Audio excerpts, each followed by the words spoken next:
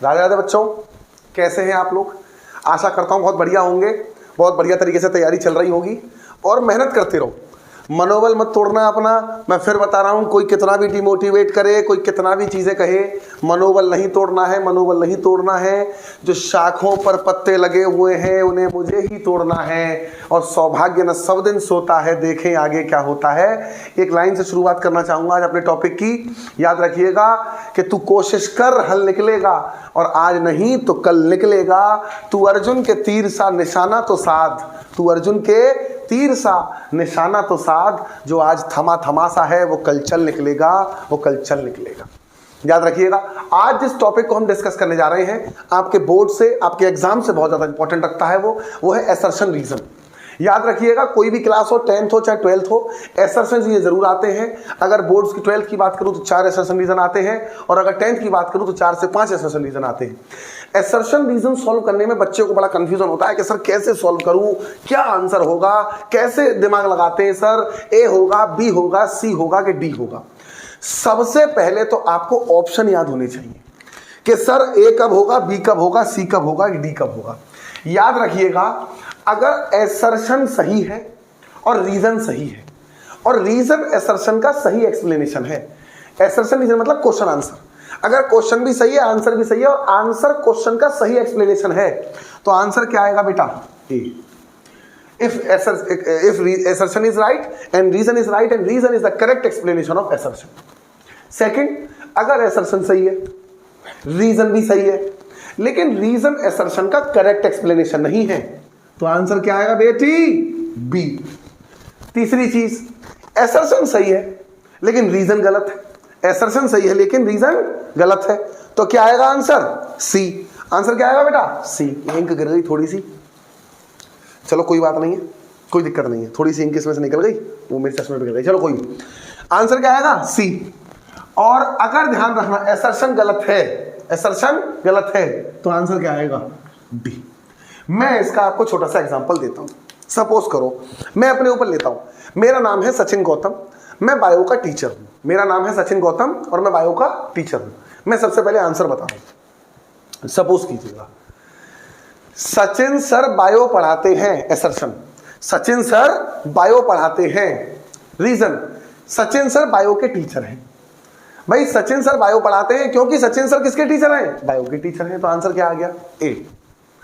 अब बी समझना, Sachin sir bio पढ़ाते हैं, सचिन सर, असर्शन देना हूं, सचिन सर बायो पढ़ाते हैं, सचिन सर की हाइट 6 फीट है। असर्शन सही है क्या? सचिन सर बायो पढ़ाते हैं, सचिन सर की हाइट भी 6 फीट है, लेकिन क्या सचिन सर इसलिए बायो पढ़ाते हैं क्योंकि सचिन सर की हाइट 6 फीट है? नहीं। तो असर्शन सही है, रीजन सही है, लेकिन रीजन असर्शन का करेक्ट एक्सप्लेनेशन नहीं है, तो आंसर क्या आ गया? बी। तीसरा ऑप्शन देखिए, सचिन सर बायो पढ़ाते हैं, सचिन सर बायो पढ़ाते हैं, सचिन सर बहुत गोरे हैं, तो सचिन सर बायो तो पढ़ाते हैं, लेकिन रीजन क्या है? सचिन सर बहुत गोरे हैं। गोरे कहां हैं? सांवरे, कारे हैं।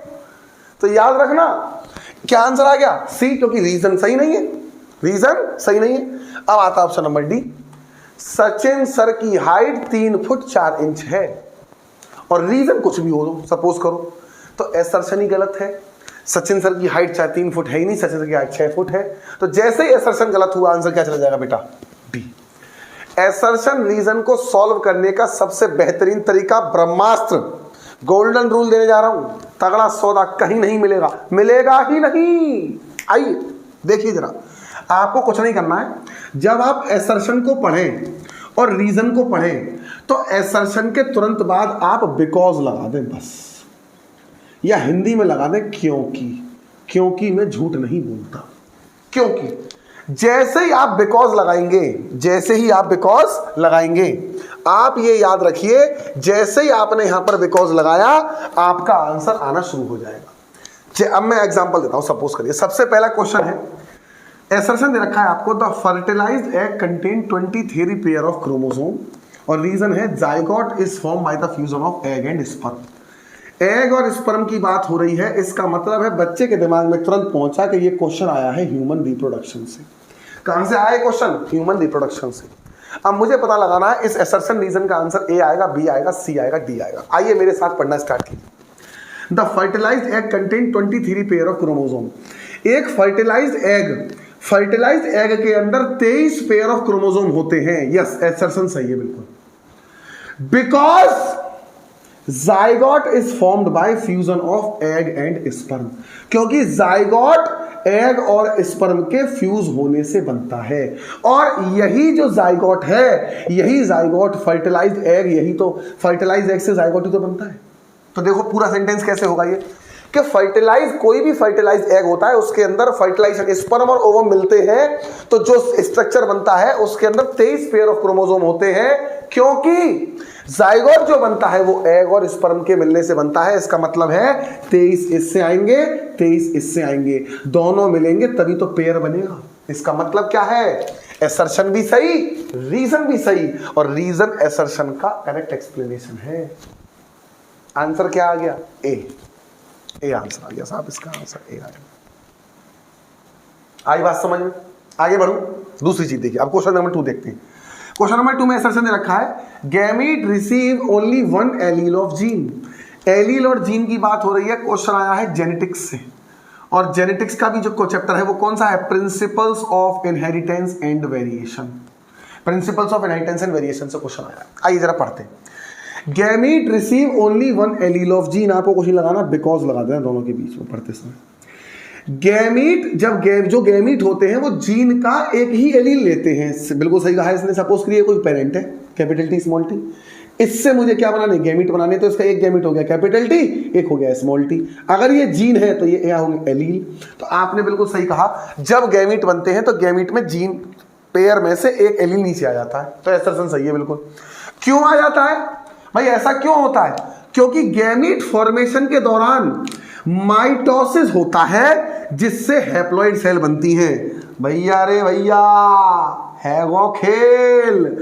कह रहा है गैमीट फॉर्मेशन के दौरान माइटोसिस होता है, और हमें सर ने पढ़ाया है कि जब भी दुनिया में गैमीट बनते हैं, गैमीट बनाने के लिए, अरे मियोसिस आया ही गैमीट बनाने के लिए, हम तो माइटोसिस वैसे ही कर रहे थे, नॉर्मली माइटोसिस हो रहा था हमारी बॉडी में।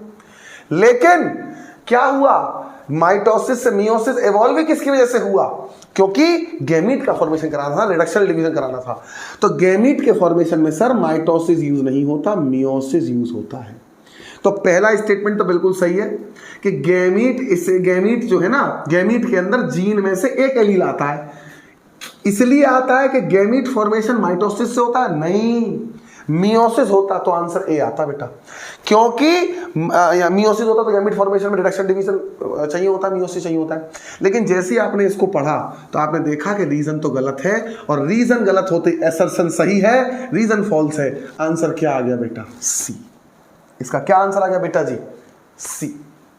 एसर्शन रीजन हम आगे और भी बहुत सारे एमसीक्यू, बहुत सारे एआर करेंगे। लगातार इस सीरीज में बने रहिए। मैं लिख कर दे रहा हूं बेटा, एक एक चीज।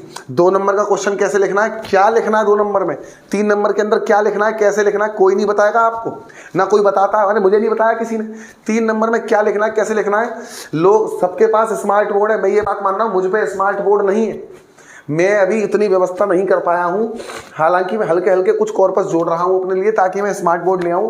लेकिन मेरा मानना ऐसा है, इस बोर्ड पे भी अच्छी खासी पढ़ाई हो जाती है। मैं इसी बोर्ड पर, ये तो आप मानिए आपकी नोटबुक का पेपर है, ये आपकी बोर्ड की नोटबुक है, मैं इसी पर लिख के दिखाऊंगा आपको। 5 नंबर में क्या लिखेंगे आप, 4 नंबर में क्या लिखेंगे, 3 नंबर में क्या लिखेंगे, 2 नंबर में क्या लिखेंगे, एक एक चीज क्रिस्टल क्लियर आपके दिमाग में डालूंगा। ठीक है, बिल्कुल घबराने की आवश्यकता नहीं है। पेपर बेहतरीन जाएंगे, बढ़िया रिजल्ट आएगा। बेहतरीन व्यक्ति हैं आप। दुनिया में जो चीज तुम जीत सकते हो कोई नहीं जीत सकता, और सारा संसार जीतने के लिए पड़ा हुआ है। सारी मतलब दुनिया को, हमें तो दुनिया जीतनी है यार, महल बनाने हैं, राजा प्रवृत्ति के लोग हैं हम। याद रखिएगा, घबराने की आवश्यकता नहीं है। बहुत बहुत धन्यवाद, नमस्कार।